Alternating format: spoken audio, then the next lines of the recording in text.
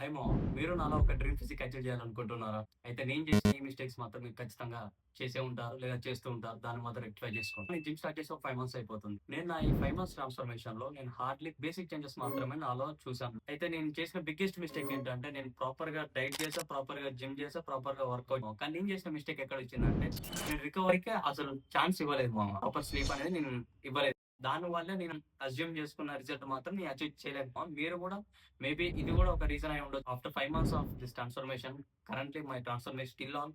నేనింక దానికి give up చేయలేదు. అండ్ హియర్ ఆన్ నేనింకా దాన్ని ఇంకా ఫార్వర్డ్‌కి తీసుకెళ్దాం అనుకుంటున్నా. నేను గమనించిన చాలా మంది బాడీ అచీవర్స్, బాడీ బిల్డర్స్ గాని వాళ్ళందరూ ఆ ట్రాన్స్‌ఫర్మేషన్ అయిన తర్వాతే మనం చూడగలిగాం గానీ, వాళ్ళ ప్రాసెస్‌ని, ఆ జర్నీని మనం చూడలేము. నాకు చాలా సార్లు అనిపించింది, అరే! మనకిట్లా ఒక ప్రాసెస్ అనేది తెలిసుంటే బాగుండు. I would like to showcase my entire process of transformation. అది 3 మంత్సా, 4 మంత్సా, 5 మంత్సా నాకు ఆ టైమ్‌తో సంబంధం లేదు. మా మిస్టేక్స్ ఏమైనా ఉంటే మీరు ఆల్‌ఫై చేసుకోండి మామ. పోనీ నాలో ఏమైనా మిస్టేక్స్ ఉంటే నాకు సజెషన్స్, నాకు ఫీడ్‌బ్యాక్స్ ఇవ్వండి మామ. కొంచెం సపోర్ట్ చేయండి. ఆల్సో మనం జిమ్‌కెళ్దామంటే ప్రతి ఒక్కరు మనకు చెప్పేదేంటంటే, అరే మోటివేట్‌గా ఉండరా, అరే కన్సిస్టెంట్‌గా ఉండరా. అంటే ఇవన్నిటికంటే ఆ ప్రాసెస్‌ని ఎంజాయ్ చేయండి. ఈ మోటివేషన్ వల్ల ఏమి రాదు. ఓ 5 మినిట్స్, 10 మినిట్స్ మనకున్న పుష్ అనేది అది వేస్ట్. వన్ డేలో 1 అవర్ ఉండే పుష్ కన్నా ఎవ్రీ డే 5 మినిట్స్, 5 మినిట్స్ ఉన్న పుష్ వేరు. అలా మోటివేషన్ అనేది తాత్కాలికం. దానికంటే ముందు ఆ ప్రాసెస్‌ని ఎంజాయ్ చేయండి. రోజు ఒక half an hour to 1 hour దాన్ని ఒక ప్రాసెస్‌గా పెట్టుకోండి. అండ్ హియర్ ఆన్‌వర్డ్స్ నేను నా ప్రాసెస్ అంతా నా entire journey what I eat, what I do, what I workout ఇవన్నీ ఫర్దర్‌గా వస్తాయి. Thank you ma'am.